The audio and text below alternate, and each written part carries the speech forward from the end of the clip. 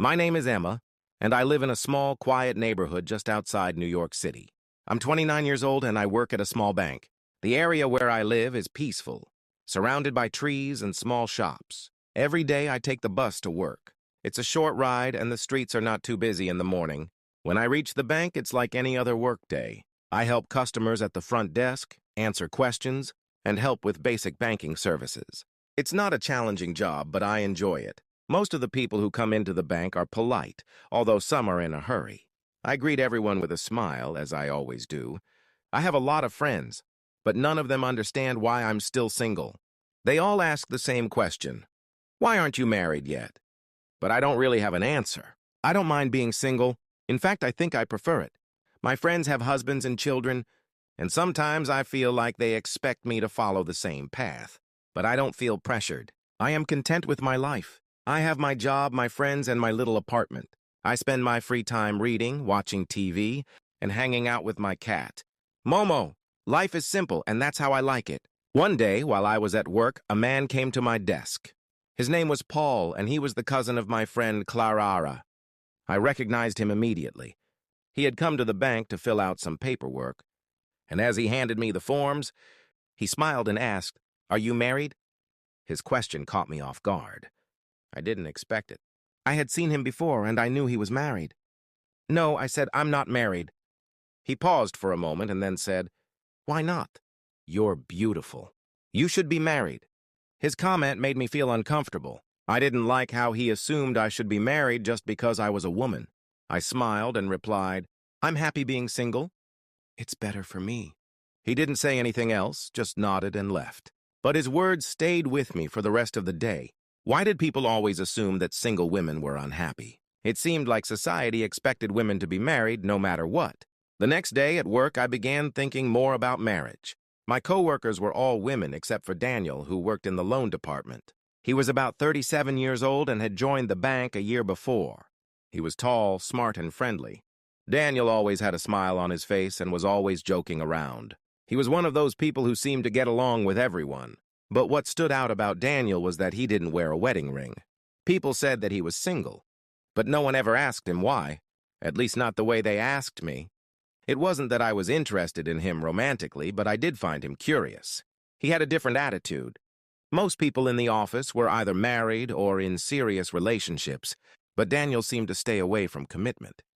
I didn't know much about him, but I could tell there was more to his story. We didn't talk much at first, but over time we started having small conversations. He'd ask me how my day was going, and I'd ask him the same. Sometimes we'd share funny stories or talk about what we had for lunch. I enjoyed talking to him because he was a good listener. It wasn't deep, just simple, easy conversation. I had always liked working in a peaceful environment, and our chats made the workday more enjoyable. Sometimes I'd catch myself looking forward to our brief talks. One evening, something unexpected happened.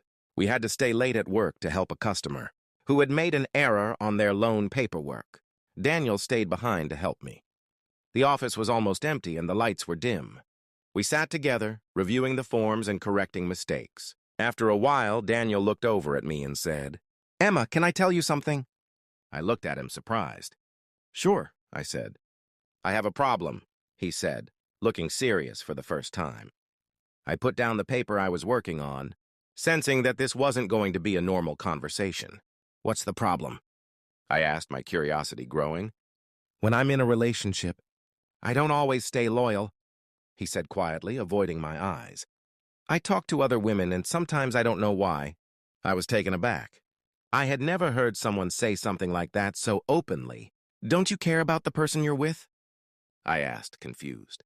"I do care," he said, "but after a while I get bored. I don't know why. I just feel like I want something new." I was stunned. I didn't know what to say. "But that's not right," I said after a long pause. "If you're in a relationship, you should only care about that person. You can't just hurt them because you feel bored. That's selfish." Daniel didn't respond. He looked down, and I could see that he knew what I was saying was true, but he didn't seem to have an answer. I felt a mixture of sympathy and disappointment. I wanted to help him, but I knew I couldn't change his behavior. He had to want to change himself. After a long silence, we continued working, but I couldn't stop thinking about what he had said. A few days later, I asked him more questions. You said you had a serious relationship before. What happened? I asked. He told me that he had lived with a woman named Linda for 10 years. Linda had 4 children from previous marriages, and they had bought a house together. But they didn't have children of their own. I was curious. Why did you break up with her? I asked. Daniel didn't answer right away. She left me, he said eventually, looking away. She sold her part of the house and moved out. Why did she leave? I pressed. He didn't look at me. I think she couldn't handle it anymore. She wanted more. I didn't give her what she needed. I could tell there was more to the story, but I didn't ask any more questions. It was clear that he wasn't ready to admit the truth to himself, let alone to me. The conversation left me feeling unsettled. I couldn't understand how someone could hurt another person like that. But I also realized that Daniel didn't seem to care about fixing his mistakes. He just wanted to move on. It was as if he didn't understand that relationships required loyalty, honesty, and effort. A few days after our talk, I found out that Daniel had started dating someone new. She was younger than him, and I overheard a conversation where he said that she was perfect. But I couldn't help but wonder, would he treat her the same way? Would he hurt her the same way he had hurt Linda? I couldn't help but feel sorry for her. She didn't know the real Daniel. She only saw the charming side of him, but I knew the truth. He was still the same person, still running from commitment and responsibility. A few weeks later, I saw Daniel and his new girlfriend at the bank. They were walking hand in hand, laughing together. I couldn't help but notice that he seemed happier than I had ever seen him. But it didn't last. The next time I saw him, he was arguing with her near the parking lot. I didn't hear the words, but I could see her face. She looked hurt, and he looked frustrated. I turned away and didn't want to watch anymore. It wasn't my business, but part of me felt sad for her. I wanted to warn her, but I didn't. I didn't think it would do any good. After that, I stopped thinking about Daniel. I focused on my work, my friends, and my life. I started to take better care of myself. I joined a painting class on Saturdays, went for long walks after work, and spent more time with my family. I felt at peace. I realized that I didn't need anyone to complete me. I was already whole. One day, my manager asked me to work on a new project. It was a special program designed to help young people open their first bank accounts.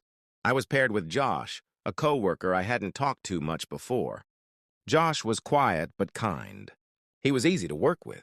We spent the next few weeks working together, helping young customers, answering questions, and organizing paperwork. He was thoughtful, and he always listened when I spoke. We had small conversations, and he even brought me a cup of tea one day. I smiled and thanked him. He had no reason to do that, but he did it anyway. It was nice. Josh was different from Daniel. He didn't try to impress anyone. He wasn't constantly seeking attention. He just did his work and treated everyone with respect. We didn't talk about personal things much, but every time he said something, it felt genuine. He made me realize that not everyone was like Daniel. Not everyone was selfish or careless in relationships. Some people actually cared. As time passed, I realized that I was okay on my own. I didn't need a man to make me happy. I had everything I needed in myself. My life was mine, and I was in control of it. I didn't have to settle for someone who wouldn't treat me with respect. I didn't have to change for anyone. I was content with my own company, my friends, and the life I had built. And for the first time, I felt truly at peace.